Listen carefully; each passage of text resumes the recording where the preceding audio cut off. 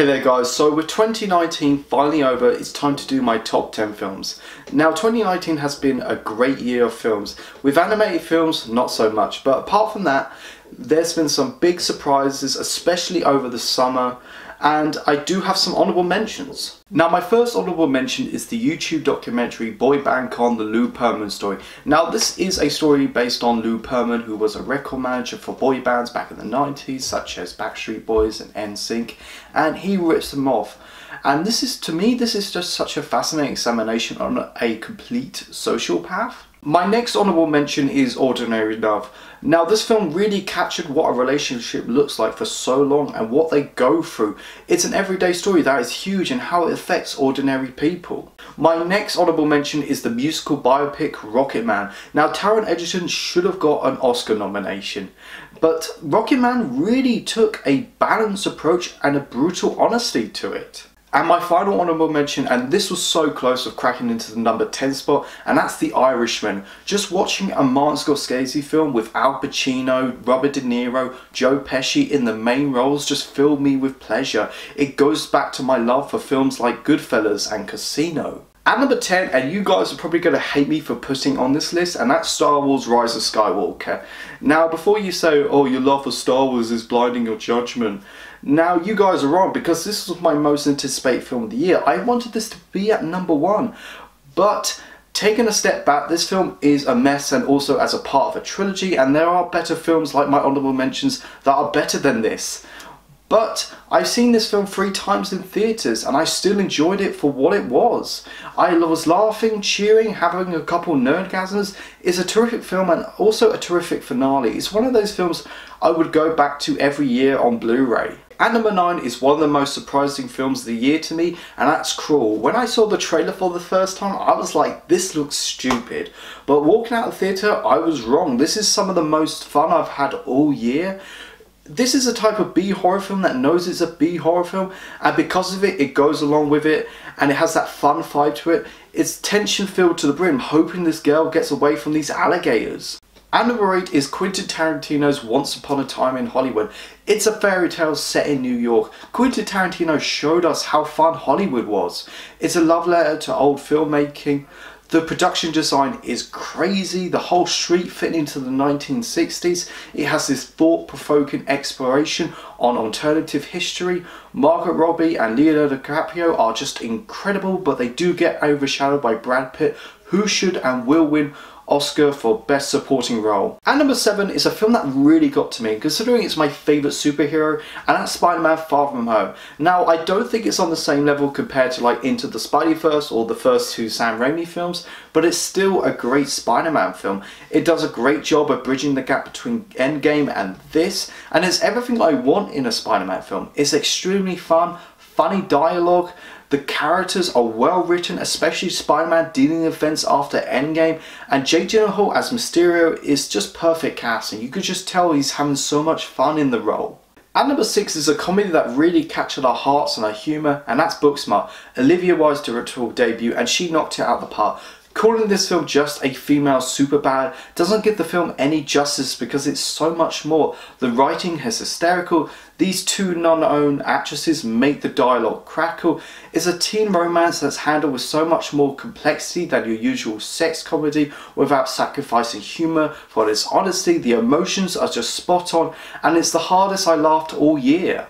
At number 5 is a film that technically came out late 2018, but we didn't get it till April 2019 because I'm from the UK, so we're counting this as a 2019 film, and that's Mid-90s. This was Joanna Hill's directorial debut. It's a simple yet sweet story. Kids hanging out in the mid-90s. This was a time before social media, so we got to see what kids did back then. These kids smoke, skate, being cool. And I wasn't a skater, but I can relate to some of those scenarios. There's this one scene where this kid is alone with this girl in the bedroom, and I didn't know what to do. In fact, the kid got there further than me. I just ran away. This film felt like it was made and about the mid-90s. It's a nostalgia trip since I'm from the 90s. But it's a sweet story about a kid who's trying to find a family because his family life sucks. And number 4 is a film that no other film in the future will capture the scope and the epicness, and that's Avengers Endgame. There are so many layers that a lot of people don't give it enough credit for. It's a conclusion and a finale to a 10-year arc. There's great fan service. service moments, great character moments, great tribute moments, great send-offs. The first act is great, what these characters are going through, and it also pays off to Infinity War. The second act is really cool with the whole time travel, going back to these older films, making Thor the Dark World a better film, and the third act is one of the most amazing, fantastic theatrical experiences of my life. And number 3 is another film that came out late 2018, but we didn't get it till April, so yes, I'm considering it as a 2019 film, and that's 8th Grade. Now, I adore films that are coming of age of adolescence, and 8th Grade is totally original with its general concept. Don't get me wrong, there are other TV shows and films that deal with middle school, but they don't take themselves seriously or have the same substance to this. 8th Grade is not just a comedy, it has a very heavy dramatic side to it that blends together flawlessly, and it tells certain subjects in such impactful ways I've ever seen. 8th Grade takes us back to our cringiest and darkest moments of our teenage years. And number 2 is a film that I managed to see a couple months earlier at a film festival, and it's done by my favourite filmmaker, and it's probably my favourite film of his now, and that's Taika Waititi's Jojo Rabbit. Now, Taika Waititi took something from the darkest parts of humanity's history, Nazi Germany, Hitler, the Holocaust, and made a satire out of it. Everyone does a terrific job, whether it's Sam Rockwell or Scarlett Johansson. Rebel Wilson is actually funny in this. It's immature yet insightful. Despite its humour, Taika Waititi knows how to craft an emotional, devastating scene that I soon won't forget. So my favourite film of 2019 is a film that had such a limited release in the UK, so no, it's not The Joker, and a lot of people don't know about this film. My best friend didn't know it, and he works at a cinema, and that's The Peanut Butter Falcon. Now, The Peanut Butter Falcon takes that familiar formula about two odd people finding themselves on the road, learning about each other and growing, and this does such a unique, interesting take on it. It has a great feeling of happiness to it, and the characters are well realised and well performed. This is Shia LaBeouf's best performance in his career. Dakota Johnson's top notch. She needs to do more roles like this, not that 50 Shades Grey of bullshit. And Zach Gottskrieg, who has Down syndrome, is wonderful, likeable, sweet, funny. Everything that character should be, and the film did not talk down on him, did not pander on him, did not treat him any differently to any other character, and that's one of the best messages about the film.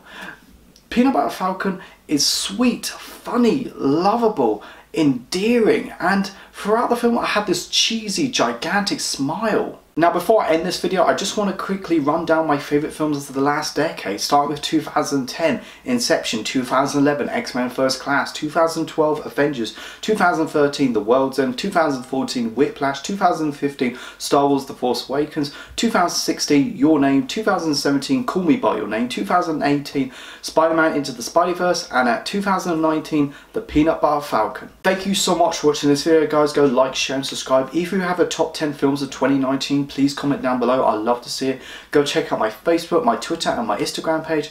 You guys are awesome. I've got your back.